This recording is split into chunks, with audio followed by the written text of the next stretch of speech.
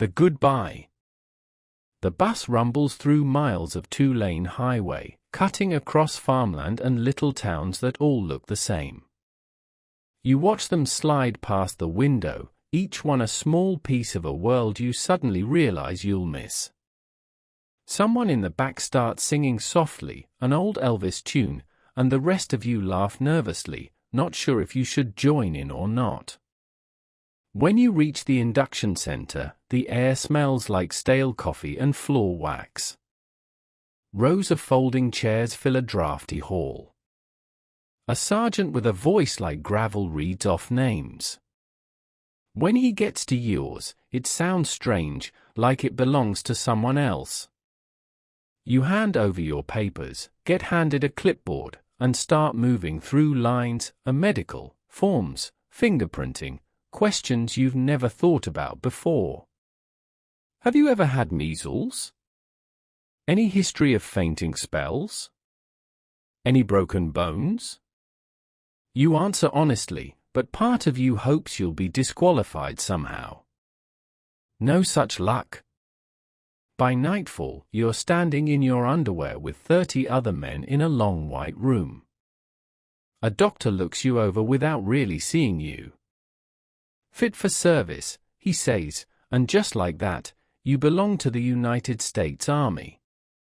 The next morning, you board a train heading south. The sun hasn't even risen yet. The cars are packed with new soldiers, some drafted, some volunteers, all pretending to be fine. You share a seat with a farm kid from Iowa named Billy who keeps fiddling with the brim of his cap. He says his older brother's already over there, somewhere near Da Nang. He says it's hotter than hell. Billy laughs, but there's a tremor in his voice. At a stop in Missouri, you step outside for a smoke. The air is cool, and the platform smells like coal. A girl walking past with a basket of sandwiches catches your eye. She smiles for just a second before her father pulls her along. It's small, but it reminds you there's still something gentle in the world. The ride seems endless, flat fields, rivers, towns with names you'll never remember. At night, the train clacks a rhythm that almost sounds like a heartbeat. You close your eyes and picture home, your mother's voice on the porch, your father's hand on your shoulder, the sound of crickets under a warm sky. When the train finally stops, you're at Fort Polk, Louisiana, swamp country. The air hits you like a wet towel.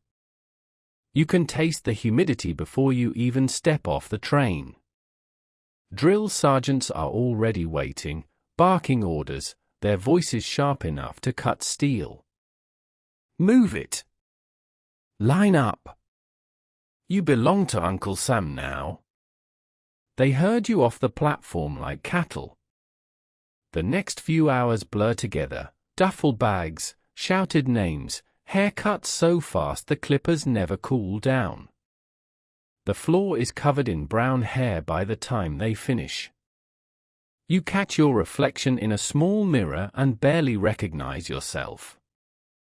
By nightfall, you're in a barracks that smells like pine disinfectant and sweat.